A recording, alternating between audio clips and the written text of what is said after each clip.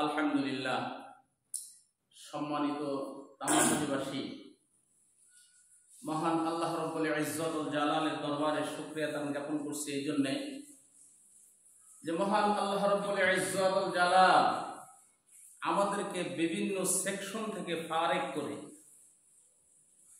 তার এই কোরআন শোনার জন্যে তথা তার মহান বড় হুকুম এই জুমার নামাজ আর এই নামাজ আদায় করার জন্যে এ পর্যন্ত নিয়ে আসলেন।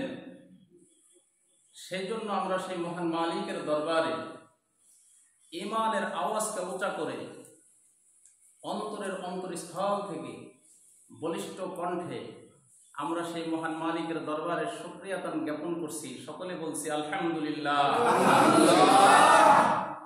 সম্মানিত মুসল্লিনে কিরাম, আমরা যারা এখানে উপস্থিত হয়েছি আমরা সকলেই মুমিনের দাবি করি যে আমরা মুমিন। কি বলেন? এমন কোন লোক আছে যে আমি মুমিন না? কেউ বলবে যে আমি মুমিন না? বলবে? বলবে না। তাহলে আমরা সকলেই দাবি করছি এইটা যে আমরা মুমিন। আর মুমিন যে সে জান্নাতের আশা করে। কিসের আশা করে? জান্নাতের আশা।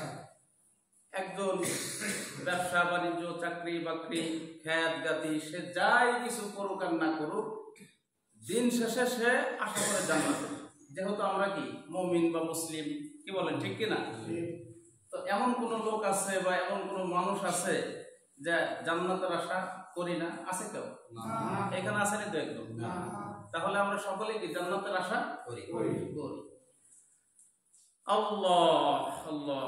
তো এই জান্নাত যে মহান আল্লাহ রাব্বুল আলামিন আপনাকে আমাকে দেওয়ার জন্য রিজার্ভ করে দিয়ে রেখেছেন, এই জান্নাতের আয়তন কত, জান্নাত কত বড়, জান্নাতের মধ্যে কি আছে না আছে আমরা কি তা জানি? বলেন, কথা বলে না। জানি নাকি? জানি না। কিন্তু দুনিয়ার কোনো অন্তরতা কল্পনা করতে পারে না যে জান্নাতের মধ্যে কি আছে বা জান্নাত কত বড়। এমনকি কোনো দার্শনিক, বৈজ্ঞানিক, পণ্ডিত আপনি যাই কিছু বলেন আর না বলেন, তো জান্নাতের আয়তন কত, জান্নাত কত বড় আজ অবধি এ কল্পনা করতে পারেনি। সুবহানাল্লাহ। তো বুখারী শরীফের ব্যাখ্যা গ্রন্থে ফজলুল বারী নামক কিতাবের মধ্যে আসছে, শাইখুল ইসলাম সাব্বির রহমত উসমানী রহমতুল্লাহি আলাইহি তার তাহরির সম্বলিত কিতাবের মধ্যে দুইটা ঘটনা আসছে। এই কয়েকদিন আগে পড়লাম। তো এই ঘটনা দুইটা যদি আমরা একটু উদ্ঘাটন করতে পারি তাহলে একটু ধারণা পাওয়া যেতে পারে যে জান্নাত কত বড়। তো জান্নাতের বিভিন্ন সময় বিভিন্ন জান্নাতের বিষয়ে আল্লাহ রাব্বুল ইজ্জত ওয়াল জালাল বিভিন্ন সময় বিভিন্ন কথা কোরআনের মধ্যে জানিয়েছেন তার বান্দাদের। আছে না নাই? আছে। জান্নাতিন তাজরি মিন তাহতিহাল আনহার। আছে না নাই? আছে। তো আসলে যে জান্নাত কত বড় বা জান্নাতের আয়তনই বা কি বা জান্নাতের মধ্যে আমাদের জন্য উপঢৌকন হিসেবে প্রেডিভিশন হিসেবে আল্লাহ তাআলা কি রাখছেন আমরা তা জানি না। আল্লাহ আল্লাহ। তো এই দুইটা ঘটনা যদি একটু উদ্ঘাটন করতে পারি আমরা বলার মধ্য দিয়ে আর শ্রবণের মধ্য দিয়ে আমরা একটা ধারণা পেতে পারি। তো আজকে আমার মূল যে টপিক সেটা হলো কোরআনুল কারীম।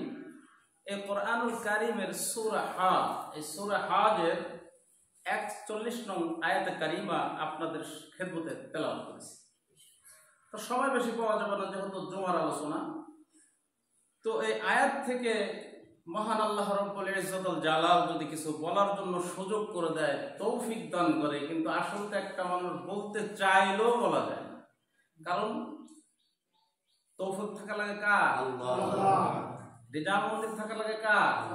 আল্লাহ। তো আল্লাহ তাআলা যদি বলতে সুযোগ করে দেয়, ব্যবস্থা করে দেয়, তাহলেই বলা যাবে। আর যদি আল্লাহ তাআলা শ্রবণ করার মতো ইস্তেকামত দান করে তাহলে শ্রবণ করা যাবে। ঠিক কিনা? তো যে কথা বলতেছিলাম,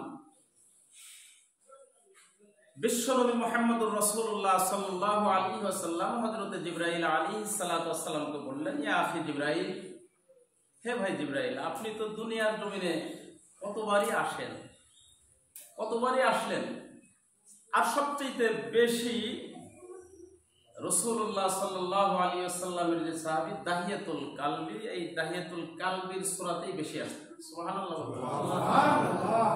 আল্লাহর রাসূল বললেন যে হে জিবরাইল, আপনি যে দুনিয়ায় আসেন তো এই আসার গতিবেগ কত, আসার পাওয়ার কত, আপনি কত তড়িৎ গতিতে আসেন, এইটা একটু আমার মনের তামান্না একটু জানতে চাই। হযরত জিবরাইল আলাইহিস সালাতু ওয়াস সালাম বললেন যে হে রাসূল, তাহলে একটু আমার সামনের থেকে বলে আসতে হবে, না হলে তো আমি আপনাকে বোঝাতে পারবো না। আর আপনি তো জানেন সবকিছু, কিন্তু তারপরেও আপনাকে একটু বলে আসেন। আল্লাহ আল্লাহ আল্লাহ। হযরত জিবরাইল আলাইহিস সালাতু ওয়াস সালাম পয়গম্বর আরবিয়া মুহাম্মদুর রাসূলুল্লাহ সাল্লাল্লাহু আলাইহি ওয়াসাল্লামকে ডাক দিয়ে বললেন, ইয়া রাসূলুল্লাহ, আমি সিদরাতুল মুনতাহায় ট্যাগ লাগিয়ে বসে আছি। তার মানে হলো সূরা আন-নাবার মধ্যে আল্লাহ তাআলা বয়ান করেছেন এই যে আসমান থেকে নিয়ে জমিন, আর জমিন থেকে নিয়ে আসমান পর্যন্ত মহান আল্লাহ রাব্বুল আলামিন 7টি তালায় ভাগ করেছেন এবং 7 তালা বিশিষ্ট আসমান আর জমিন আল্লাহ বানিয়েছেন। তার মানে হলো জমিন থেকে নিয়ে আসমান পর্যন্ত কয় তালা? 7 তালা। বলেন কয় তালা? 7 তালা। জিবরাইল আলাইহিস সালাম ওই কথাটাই জানাইতেছেন, হে রাসূল, আমি এই 7 তালার উপরে সিদরাতুল মুনতাহা, আর সিদরাতুল মুনতাহায় ওখানে একটা বড়ই গাছ আছে। তাফসীরের মধ্যে আসছে যে বড়ই গাছের সঙ্গে আমি জিবরাইল ট্যাগ লাগিয়ে বসে আছি। হঠাৎ করে রব্বুল আলামিন ডাকে বললেন, ও জিবরাইল, যাও তাড়াতাড়ি দুনিয়ার জমিনে অবতরণ করো, কারণ হলো আমার পয়গম্বর সাইয়েদনা ইউসুফ আলাইহিস সালাতু ওয়াস সালামকে তার ভাইরা কূপের মধ্যে ছেড়ে দিয়েছে। হযরত জিবরাইল বলেন, মহান আল্লাহ রাব্বুল আলামিন আমাকে যখন অর্ডার করলেন, তখন নবী ইউসুফ আলাইহিস সালাতু ওয়াস সালামকে কূপের মধ্যে ছেড়ে দিয়েছে। এ নবীর উম্মতের দল, মুসলমান ইমানদার আল্লাহর গোলাম, আমার প্রশ্ন হলো, কূপ যতই গহীন হোক না কেন, একটা কূপের মধ্যে যদি একটা প্রাণী বা একটা বস্তু ছেড়ে দেওয়া হয়, তাহলে কি 2 দিন 3 দিন, 1 মাস 2 মাস অথবা কয়েক দণ্ড সময় লাগে? আমার তো মনে হয় কয়েক দণ্ড সময় লাগতে পারে। কথা বলেন ঠিক কিনা? হযরত জিবরাইল আলাইহিস সালাতু ওয়াস সালাম বলেন, রাসূল, মহান আল্লাহ রাব্বুল আলামিন আমাকে 600 পাখা দান করেছেন, আর এই পাখাগুলি এত শক্তিশালী আল্লাহ আমাকে বানিয়ে দিয়েছেন। আমি আমার 600 পাখা একবার বাড়ি মেরেছি, আর একবার বাড়ি মারার কারণে আমি দুনিয়ার জমিনে অবতরণ করে ফেলেছি। এমনকি ওই কূপের তলদেশে গিয়া হযরতে ইউসুফ আলাইহিস সালাতু ওয়াস সালামের পায়ের নিচে আমার পাখাটাকে আমি পর বানায়া বিছায়া দিছি। ও নবীজি, শুধু তা নয়, আমি আরো একবার আসছিলাম। হযরতে ইব্রাহিম আলাইহিস সালাতু ওয়াস সালাম যখন ছুরি চালালেন, তার মানে হলো ছুরি রেডি হয়ে গেছে, কতল হয়ে যাবে। এই মুহূর্তে মহান আল্লাহ রাব্বুল আলামিন বললেন, জিবরাইল, যাও, আমার খলিল প্রত্যেকটা পরীক্ষায় অবতীর্ণ হয়েছে 100% গোল্ডেন এ প্লাস। তার মানে হলো আজকের পরীক্ষায় গোল্ডেন এ প্লাস পাবে। কারণ হলো এখন ছুরি আর ছেলে মাঝখানে একটা খেলা শুরু হয়ে গেছে। হযরত জিবরাইল আলাইহিস সালাতু ওয়াস সালাম বলেন, আমাকে যখন মহান আল্লাহ রাব্বুল আলামিন অর্ডার করলেন, তখন ছুরি আর ইসমাঈল আলাইহিস সালাতু ওয়াস সালাম বেশি তফাৎ না, একদম কাছাকাছি। আল্লাহু আকবার বলে শুধুমাত্র কেবলমাত্র শুরু করবে, এর উপরে আমাকে বলেছে, আর আমি 600 পাখায় বাড়ি মারলাম। 600 পাখায় বাড়ি বেঁধে এরপরে হযরতে ইব্রাহিম আলাইহিস সালাতু ওয়াস সালামের শরীরের নিচে একটা দুম্বা ধরে দিলাম। সুবহানাল্লাহ। তাহলে জিবরাইল আলাইহিস সালাতু ওয়াস সালামের শক্তি কেমন? ছোট না বড়? বড়। বেশি না কম? বেশি। এরপরে আল্লাহ রাসূল সাল্লাল্লাহু আলাইহি ওয়াসাল্লামকে বললেন, ইয়া রাসূলুল্লাহ, আমার শক্তি দিয়েছেন। শুধু তাই নয়, এখন জান্নাত কত বড়, জান্নাতের আয়তন কি, এই ছোট্ট টপিকটা যদি হাদিস থেকে আপনাদের সামনে বলি তাহলে একটু ধারণা আসবে। হযরত জিবরাইল আলাইহিস সালাতু ওয়াস সালাম আল্লাহকে ডাকতে বললেন, রব্বুল আলামিন তোমার জান্নাত কত বড়, আর এই জান্নাত তুমি শুধুমাত্র কেবলমাত্র তোমার বান্দাদের জন্য বানাইছো, যেই বান্দাকে তুমি আদর কইরা মহব্বত কইরা বানিয়েছো। লাকাদ খালাকনাল ইনসানা ফি আহসানি তাকওয়িম, কোরআনের মধ্যে আছে না নাই? আছে। আল্লাহ বলেন, হে বান্দা তোর নাকটারে ধইরা আদর কইরা, তোর জহব্বাটারে ধইরা আদর কইরা, তোর কপালটারে ধইরা আদর কইরাই আমি আল্লাহ রব্বুল আলামিন তোরে বানাইছি। তাছাড়া যা কিছু আমি আল্লাহ তাআলা বানিয়েছি হাতে বানাই নাই, শুধুমাত্র কেবলমাত্র কোন বলে বানাইছি, আর তোরে আমি আল্লাহ রব্বুল আলামিন আমার কুদরতি হাত দিয়া দইরা দইরা বানাইছি। আর তোর জন্য এই শান্তির নিকেতন জান্নাত আমি আল্লাহ রব্বুল আলামিন রিজার্ভ করে দিয়ে রেখেছি। এই কথাটাই জিবরাইল আলাইহিস সালাতু ওয়াস সালাম বলতেছেন, রব্বুল আলামিন কোন ফেরেশতার জন্য তুমি জান্নাত বানাও নাই, কারণ হলো তুমি একদিন বলবা সব কিছু ধ্বংস হয়ে যাবে, বিলীন হয়ে যাবে, কিচ্ছু থাকবে না, একাকার হয়ে যাবে। সেই দিন তুমি থাকবা আর তোমার জান্নাতি বান্দারা জান্নাতের মধ্যে থাকবে। ও মাওলাই কারীম, এত সুন্দর জান্নাত তুমি বানাইলা, আর জান্নাতের মধ্যে এত চিজ আর নিয়ামত দিয়ে তুমি ভরপুর করলা, আর এই জান্নাত তুমি দান করবা তোমার মুমিন বান্দাদেরকে। ইয়া আইয়ুহাল্লাযীনা আমানু দুখুলু ফিস সিলমি কাফা, আল্লাহ বলেন, হে বান্দারা দ্বীনের মধ্যে দাখিল হয়ে যাও, দ্বীনের মধ্যে প্রবেশ করো। তার মানে হলো দ্বীনের মধ্যে যারা দাখিল হয়ে যাবে, দ্বীনের মধ্যে যারা প্রবেশ করবে, ওই দিন এই মুমিনদের ছাড়া আর কারো খাওয়া থাকবে না। কথা বলেন ঠিক কিনা? নাকি সারা জীবন রাজধানী চিন্তাই, ব্যভিচারপনা আর রাজনীতিকের অঙ্গনে যত অশ্লীল কাজ আছে করে বেড়াইছে, এরপরে ওইখানে যে পাওয়ার দেখাবে, এমন হবে নাকি? না। তার মানে হলো ইমানদারদের জন্য আপনি জান্নাত বানাইছেন। এই জান্নাত আমার একটু দেখতে মন চায়, আমার মনের তামান্না। আল্লাহ রাব্বুল আলামিন বলেন, ও জিবরাইল তুমি দেখতে পারবা না। জিবরাইল আলাইহিস সালাতু ওয়াস সালাম ডাকতে বলেন, রব্বুল আলামিন আপনি শুধু একবার আমাকে অনুমতি দেন, আমি চেষ্টা করব। হযরত জিবরাইল আলাইহিস সালাতু ওয়াস সালাম অনুমতি পেলেন, এরপরে উঠতে শুরু করলেন। তাফসীরের মধ্যে আসছে, কোন কোন তাফসীরবিদ লিখেছেন 70 বছর, আবার কোন কোন তাফসীরবিদ লিখেছেন 70,000 বছর। তার মানে হলো এক প্রান্ত থেকে শুরু করে 70,000 বছর পর্যন্ত অক্লান্ত পরিশ্রম করে উঠতে উঠতে উঠতে উঠতে এরপরে ক্লান্ত হয়ে গেছে। হযরতে জিবরাইল আলাইহিস সালাতু ওয়াস সালাম বসে পড়ছেন, ডাক দিয়ে বলে, রব্বে কারীম তোমার বানানো জান্নাত, রব্বে কারীম আমি তো আর যেতে পারছি না, আমার আর শক্তি সামর্থ্য দিয়ে কুলাচ্ছে না, এইবার দয়া করে যদি একটু বলতে, আমি তোমার জান্নাতের কোন পর্যন্ত আসলাম আমি তো কিছুই বুঝতেছি না। রব্বুল আলামিন বলেন, জিবরাইল তুমি কয়টা খুঁটি অতিক্রম করেছো? আল্লাহ রাব্বুল আলামিন ডাকতে বলেন, জিবরাইল কয়টা খুঁটি তুমি অতিক্রম করেছো? হযরতে জিবরাইল আমিন বলেন, মাত্র 2টা খুঁটি অতিক্রম করেছি। তার মানে হলো আল্লাহ তাআলা ডাকতে বলেন, জিবরাইল মাত্র 2 খুঁটিতে লাগছে 70,000 বছর, আর এরকম অগণিত খুঁটি দিয়ে আমি আল্লাহ রাব্বুল আলামিন জান্নাতকে সাজাইছি। সুবহানাল্লাহ। এই জান্নাতে যেতে হলে জান্নাতের আমল করা লাগবে বন্ধুরা। এখন দুনিয়াতে রাহাজানি, চিন্তাই, বাটপাট আর সিটারির কোনো অভাব নাই। মুমিন সেজেও সিটারি আছে না নাই? আছে। এই জন্য সূরা আল-হাজ, এই সূরা আল-হাজের 41 নম্বর আয়াত আপনাদের খিদমতে তেলাওয়াত করেছি। মহান আল্লাহ রাব্বুল আলামিন বলেন, আমার সাথে পড়তে পারবেন একটু? পড়েন।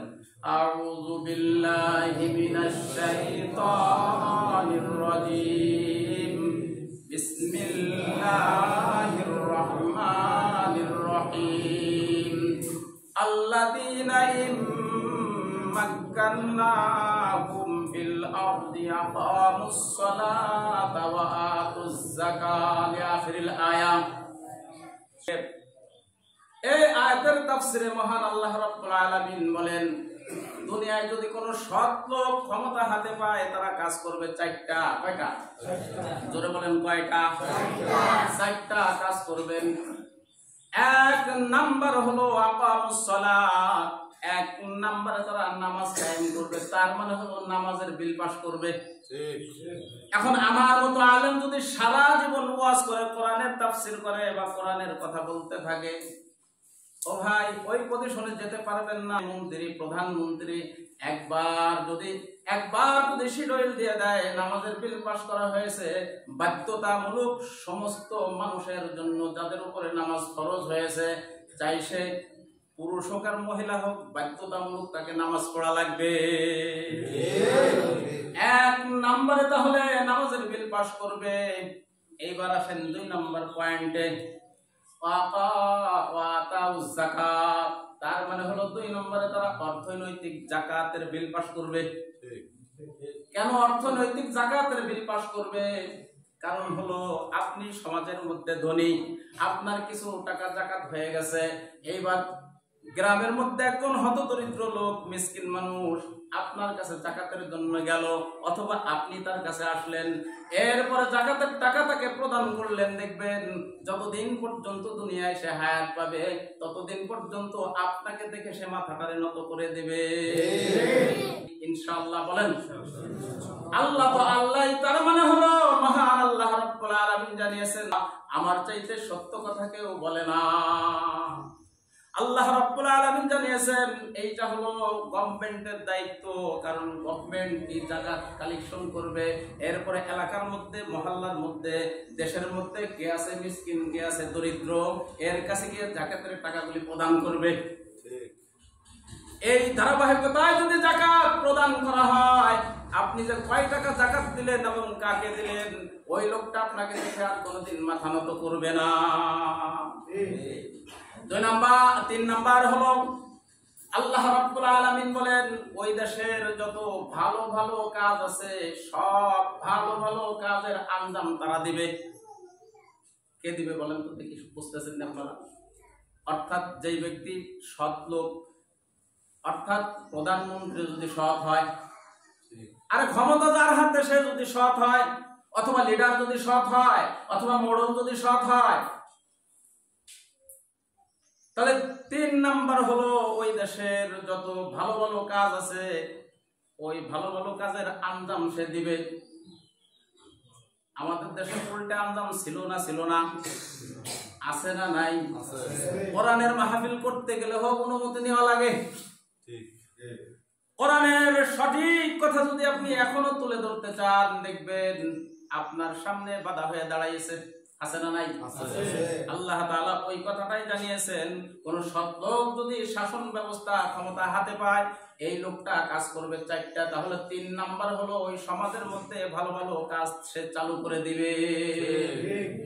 4 নাম্বার, ওই দেশের মধ্যে, ওই সমাজের মধ্যে যত খারাপ কাজগুলি আছে, খারাপ কাজগুলিকে সে বন্ধ করে দিবে। এখন খারাপ কাজের ব্যাখ্যা যদি আমি করতে যাই, সময়ের সাথে ভাই পারা যাবে না, শুধু সামথিং বলতেছি, বুঝে নিতে হবে। সিস্টেম অফ পৃষ্ঠায় দেখুন, ইন্নাল মুলুকা ইযা দাখালু ক্বরিয়াতান আফসাদুহা আইজ্জাতা আহলিহা আদিল্লা। মহান আল্লাহ রাব্বুল আলামিন বলেন, যদি কোনো জালিম ক্ষমতা হাতে পায়, জালিমও কাজ করবে 4টা। জালিম কাজ করবে কয়টা? 4টা কাজ করবে। 1 নম্বরে জনগণের সাথে যে ওয়াদা প্রদান করেছিল, প্রথম নম্বরে ওয়াদা ভঙ্গ করবে। ওয়াদা ভঙ্গ করা কার কাজ? শয়তানের কাজ, মুনাফিকের কাজ। 2 নাম্বার হলো ওই দেশের যত সম্ভ্রান্ত পরিবার আছে, তার মানে ইজ্জতওয়ালা লোক আছে, সম্মানী লোক আছে, তাদেরকে ধরে ধরে তারা বেইজ্জতি করবে। আমাদের দেশে আছে না নাই? 3 নাম্বার হলো ওই দেশে যত ভালো ভালো কাজ আছে, তারা ওই কাজের আঞ্জামগুলি তারা বন্ধ করে দিবে। 4 নাম্বার, ওই দেশে এমন কোন জায়গা খুঁজে পাওয়া যাবে না যে জায়গা তাদের দুর্নীতির আখড়া তারা বানাবে না। এই যে খলিফাতুল মুসলিমিন হযরতে ওমর রাদিয়াল্লাহু তাআলা আনহু, আল্লাহ রাব্বুল আলামিন তাকে প্রেসিডেন্ট বানিয়ে বানিয়েছেন। কেমন প্রেসিডেন্ট বানিয়েছেন? রাতের বেলা একা একা ঘর থেকে বের হয়ে এরপরে তার যারা আছে তাদের খোঁজ খবর সদা সর্বদা নিতেন। আমার দেশের প্রেসিডেন্ট যদি বের হয় কমপক্ষে 2 থেকে 10 গাড়ি, 10 থেকে 20 গাড়ি পর্যন্ত দেহরক্ষিক লাগে, আছে না নাই? তার মানে ইমানি বল নাই, তার মানে ও হলো চোর, ওর ভিতরে সততা নাই, ওর আছে গমচুরির অভ্যাস, ওর আছে টেন্ডারবাজির অভ্যাস, আরে ওর আরো কত কিছু আছে আমি বলতে পারছি না, কারণ হলো ওর সততা নাই ভিতরে। আর হযরত ওমর রাদিয়াল্লাহু তাআলা আনহু রাতের বেলা একা একা বের হলেন, এরপরে দেখে টিম টিম করে একটা নিবু একটা বাতি দেখা যায় দূরে। হঠাৎ করে ওই ঘরের ভেতরে থেকে একটা গানের আওয়াজ ভেসে আসছে, তাও আবার যুবতী মেয়ের কণ্ঠে গান। আল কসদুস সুবুলি খুলুকিল বায়ানা আও শাউজিদান হুব্বুল হায়াতি। আমরা তো যে আরবিতে বললাম অর্থ বুঝি নেই ভাই, আর যে অর্থ বুঝেছে সে কিন্তু ঠিকই বুঝেছে। হযরত ওমর রাদিয়াল্লাহু তাআলা আনহু আরবি মানুষ ছিলেন, অর্থ বুঝে ফেলছে। তার মানে হলো এটা ছিল যৌন উত্তেজনামূলক গান। মনে মনে ধারণা করলেন ওই ঘরের ভিতর থেকে যেহেতু গান ভেসে আসতেছে, তাও যুবতী মেয়ের কণ্ঠে, আর এই যুবতী মেয়েটা আমার তো মনে হচ্ছে তার উরুর উপরে যে কোনো একটা পুরুষ মাথা রেখে এই মুহূর্তে ঘুমিয়ে আছে। নিজের রাগকে নিজে কন্ট্রোল না করতে পেরে ঘরের সামনের দরজার কথা মনে নাই, পিছনের দরজা ভেঙে ঘরের ভিতরে প্রবেশ করলেন। ঘরের ভিতরে প্রবেশ করে দেখে নিবু নিবু টিম টিম করে বাতি জ্বলছে, একটা যুবতী মেয়ে বসা। ডাক দিয়ে বলেন, হে মেয়ে, তুমি গান বললে কেন? তুমি জানো না এই দেশে গান চলে না, গান নিষেধ। وَمِنَ النَّاسِ مَن يَشْتَرِي لَهْوَ الْحَدِيثِ لِيُضِلَّ عَن سَبِيلِ اللَّهِ بِغَيْرِ عِلْمٍ لِآخِرِ الْآيَةِ। আজ পৃথিবীর জমিনে এমন এমন মানুষ আছে যারা অশ্লীল গান, ভিডিও, থিয়েটার, এই বিভিন্ন কায়দায় গানগুলি বলে বলে মুমিন লোকের অন্তরকে হরণ করছে, আছে না না? এবার মেয়েটা ডাকতে বলছেন, হে পথিক, আমি যে গান বলেছি কথা ঠিক, একটা কোরআনের আইন আমি লঙ্ঘন করেছি, কিন্তু তুমি আমার ঘরের ভিতরে প্রবেশ করে তিনটা অন্যায় করেছো। কয়টা অন্যায়? তিনটা অন্যায় করেছো। এর জন্য আগামীকাল খলিফাতুল মুসলিমিন হযরতে ওমর রাদিয়াল্লাহু তাআলা আনহুর দরবারে আমি বিচার বসাবো। হযরত ওমর রাদিয়াল্লাহু তাআলা আনহু চমকে গেলেন, হায় হায়, কি বলে? ডাক দিয়ে বলে, হে মেয়ে, তুমি বলো আমার কি এমন অপরাধ হয়ে গেছে? তার মানে হলো মেয়েটা তো জানে না যে এটা ওমর, আমার দেশের প্রেসিডেন্ট না, পার্টি নেতা যদি হইতো আপনার মহল্লার, রাগ করবেন না কিন্তু ভাই, অথবা আপনার ওয়ার্ডের, আপনার এলাকার, আপনার থানার, আপনার জেলার প্রথম নাম্বারে বলতো, এই মেয়ে তুই কি চিনিস? কার সামনে কথা কইতাছিস? কথা কয় না। আর খলিফাতুল মুসলিমিন হযরত ওমর চিন্তিত হয়ে গেলেন, মনে মনে আফসোস করতেছেন, আমি আবার তিনটা কি ভুল করলাম? মেয়েটা যেহেতু কোরআনের হাফেজা, এইবার কোরআন দিয়ে উত্তর দিচ্ছেন, জবাব দিচ্ছেন। লাইসাল বিররু বিআন তাআতুল বুয়ুতা মিন যুহুরিহা ওয়ালাকিন্নাল বিররা মান ইত্তাকা। জোরে বলেন আল্লাহু আকবার। হে পথিক, তুমি কি জানো না এই যে পিছনের দরজা দিয়ে ঘরের ভিতরে প্রবেশ করার মধ্যে কোনো কল্যাণ নাই। একজনের বাড়ি যদি প্রবেশ করতেই হয় সামনের দরজা দিয়ে অনুমতি চাই, এরপরে প্রবেশ করতে হয়। তুমি তো এটা ভুল করেছো। এই যে সূরা হুজরাতের 12 নম্বর আয়াত আল্লাহ জানিয়েছেন, ফা ইল্লাম তাজিদু আহাদান ফালান তাদখুলুহা হাত্তা ইউযানা লাকুম। এরপরের আয়াতটা ফারজিউ। তার মানে হলো তোমরা একজনের বাড়ি যদি প্রবেশ করো তাহলে সালামের মাধ্যমে অনুমতি নাও। এই পরিবেশটা, এই কথাটা আমরা অনেকেই জানি না, এটা যে আল্লাহ ফরজ করে দিয়েছেন। করার সময় নাই, কারণ হলো ডাক দেয়া বলে ভাই বাড়ি আসেননি, এই পর্যন্তই শেষ। এরপরে অন্দরমহল আছে না নাই, বাড়িতে ঢুকে পড়ছে। এইবার ভাবিকে ডাকতে বলছে, ভাবি ভাইজান বাড়ি আছে নাকি? ভাবিও সেরকম, না না তোমার ভাই তো বাড়িতে নাই, রাত 8টার সময় আসবে বাড়িতে। এইবার তুমি বারান্দায় বসছো কেন ভাই, ঘরের ভিতরে আসো। 1 দিন 2 দিন 3 দিন 5 দিন, দেখা যায় 3 মাস আসা যাওয়া করার পর চারজন সন্তানের জননী, আর ওদিকে 4 জনের জনক, একজন হলো জননী, 4 জনের জননী, ওদিকে 5 জনের জনক। দেখা যায় কিছুদিন পর চিল্লাই চলে গেছে, আছে না নাই?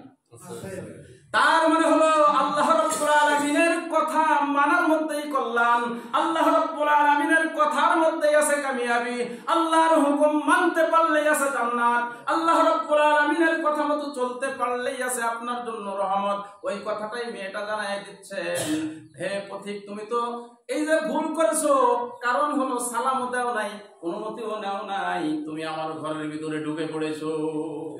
হযরত ওমর এবার আরো চুপসে গেলেন। এবার বলতেছে আরেক নাম্বার ভুল কি? এইবার মেয়েটা আবার কোরআন দিয়ে জবাব দিচ্ছেন, ইয়া আইয়ুহাল্লাযীনা আমানু জতানিবু কাসীরাম মিনায-যন্নি ইন্না বা'দায-যন্নি ইসমুন ওয়া লা তাজাসসু। জোরে বলেন আল্লাহু আকবার। কারণ হলো আপনি যে ধারণা করেছেন, এই ধারণা করাটা এত গুনাহ। আজও পৃথিবীর জমিনে অনেকেই ধারণা করে বসে আছে। এখন পৃথিবীটাই চলছে ধারণার উপরে, তেল মারামারির উপরে, আছে না নাই? এইবার একজন তার বড় বোন অথবা ছোট বোনকে মোটরসাইকেলের পিছনে নিয়ে বাজার দিয়ে যাচ্ছে। এইবার একজন ধারণা করে বসে আছে, হায় হায় ছেলেটাকে দেখলাম কালকে সব, পরশুদিন কত মুসল্লি টুপি মাথায় দিয়ে চলাফেরা করলো, আজকে আবার যুবতী কাকে না কাকে নিয়ে যাচ্ছে মোটরসাইকেলে। ধারণাটা ভুল। তার মানে হলো ওর বড় বোনও হতে পারে, ওর ছোট বোনও হতে পারে, ওর খালা হতে পারে, ওর মা হতে পারে, আছে না নাই? আল্লাহ তাআলা ওই কথাটাই জানিয়েছেন, ইন্না বা'দায-যন্নি ইসমুন ওয়া লা তাজাসসু। তার মানে হলো ধারণা করো না, ধারণা করা সবচেয়ে বড় গুনাহ। ভাইয়ের গোশত ভাইতে খাওয়া কি গুনাহ? ভাইয়ের গোশত ভাই যেমন খাইতে ঘৃণা করে, ধারণা করাটাও ঠিক ওই রকম গুনাহ। এইবার এই মেয়েটা ডাকতে বলতেছেন, হে পথিক তুমি তো ধারণা করছো, ধারণা করে এরপরে তুমি আমার বেড়া ভেঙে আমার ঘরের ভিতরে ঢুকেছো। আমি তোমার বিরুদ্ধে আগামীকাল খলিফাতুল মুসলিমিন হযরতে ওমর রাদিয়াল্লাহু তাআলা আনহুর কাছে বিচার বসাবো। সময়